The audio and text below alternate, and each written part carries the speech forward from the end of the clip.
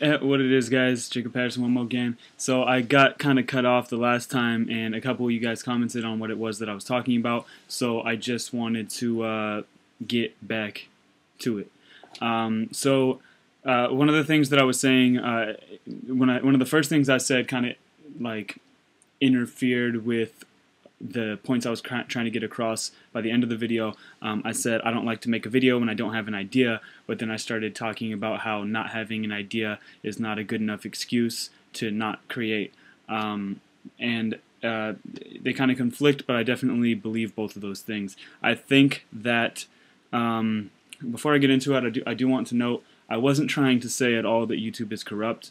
I don't think it is. I just think it turned into something different than what I got on here for. I like posting a video and having 150 people watch it and then being able to talk to all 150 or even just 15 of them, which is a good percentage. Having 10% of your people talking to you and interacting with all of them is a great percentage. So for me, that's what works better for me. If I can post a video and get 150,000 views or 1,000,000 views and I can talk to a bunch of those people and we have a legitimate conversation, then that's even better. But the fact is that once you get to the point that you're posting 150,000 hit videos or 1,000,000 hit videos consistently, then you can't appeal to everyone anymore, and then you start to change to appeal to your audience instead of creating stuff and having your audience like it because you created it and kind of like telling them this is what you're going to like now or you're not going to like it and stop watching, which isn't what happens on YouTube usually.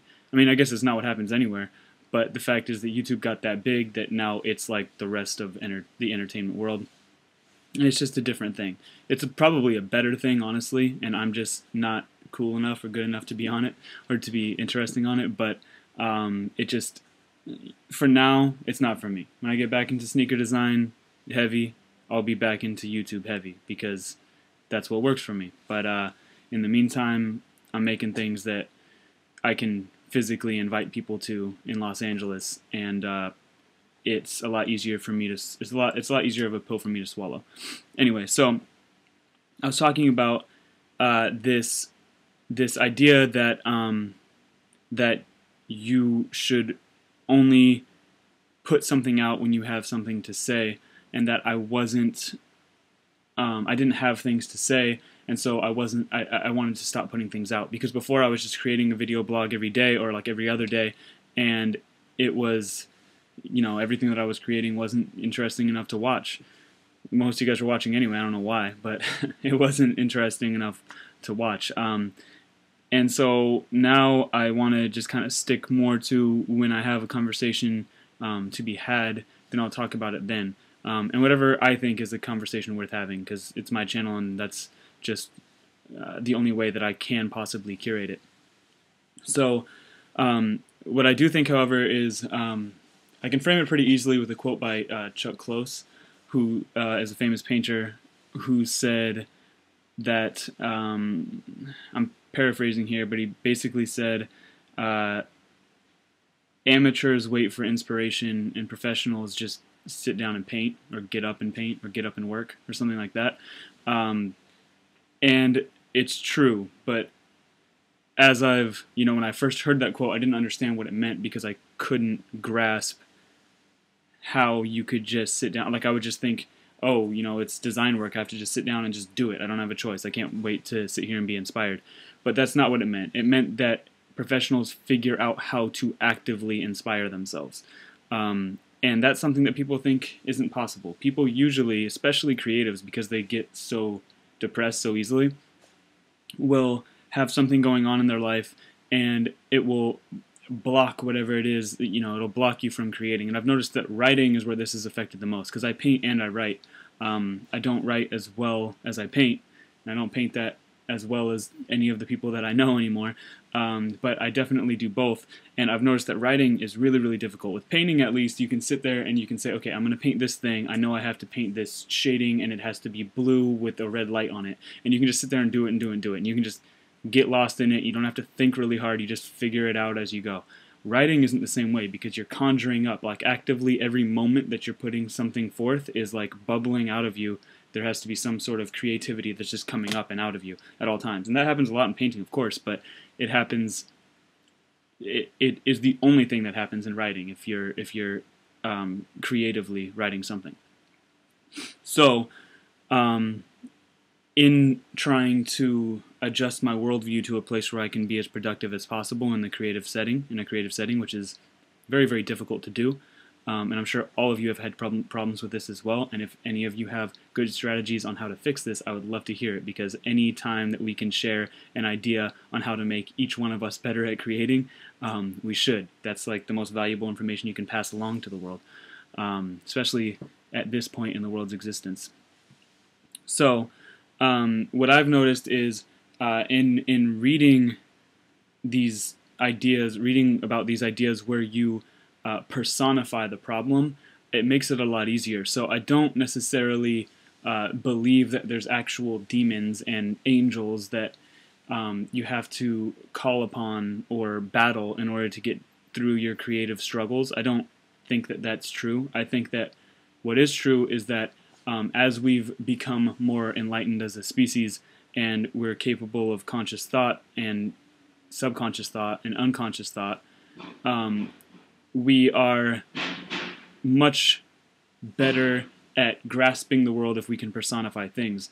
So to me, it's easy to just sit there. It's easiest to sit there and pretend. What I've noticed is when you do sit down and you get started and you work, for me, my job has so many distractions that it's really easy for me to work in a really easy way, which is I'm going to answer emails and I know I have to put together this sponsor packet, this pitch today. So I'm going to sit down and do it. And I'll sit down and I'll work on it for an hour, and then I'll get tired of it. But I have this email to answer, and I have this person to handle, and I have this guy to call, and I have this painting to wrap, and I have this photograph to make sure it gets delivered to its artist. So I'll do all those things because they're really easy things to distract myself with. And they're all productive, so I'm working the entire time.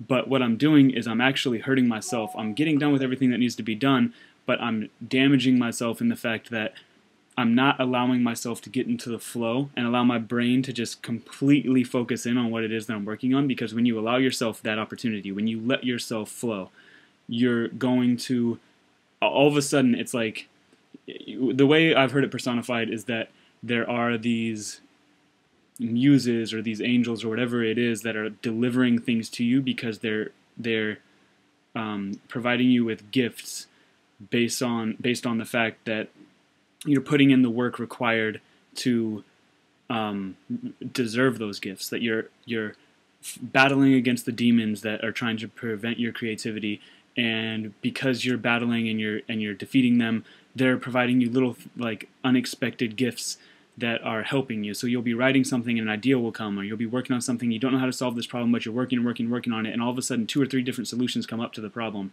whether it's a creative problem or a problem in painting or a problem financially with whatever project it is you're working on. You figure out a new person to ask for money or this or that, all these different things.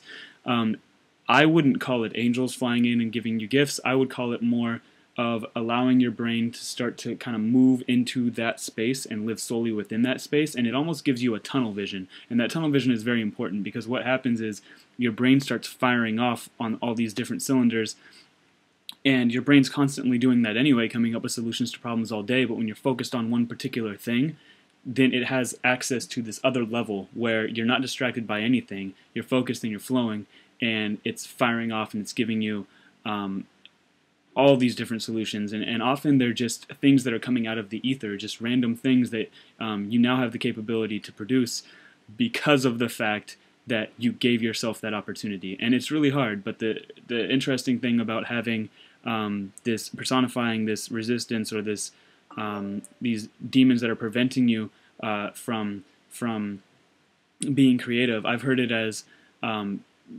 as described as you're trying to slay the dragon, and you just have to keep fighting it and keep fighting it and keep fighting it. At some point you defeat it, and then all of a sudden all this accomplishment starts rolling in, and you give yourself the chance to actually complete whatever project it is and reap all of its benefits.